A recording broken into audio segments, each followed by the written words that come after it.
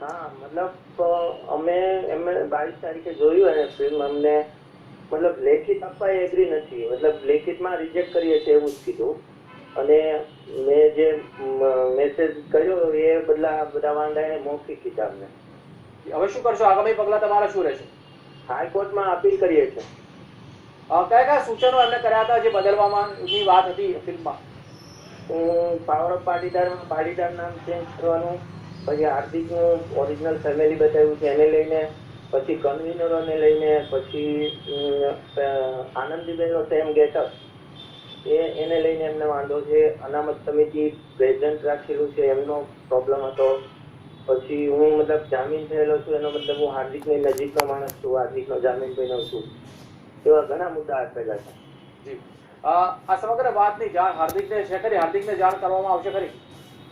હા, હવે તો કરશું અમે, અને શક્ય હશે તો અમે હાર્દિકમાં ફિલ્મ લઈને જશું, હાર્દિક પટેલને બતાવશું, અને આનંદીબેન પરમિશન આપશે તો એમને પણ બતાવશું. અને આ મુદ્દે અપીલ પર કરવાના છો આપ કોર્ટમાં? હા, હાઈકોર્ટમાં અપીલ કરીએ છીએ. જે આભાર.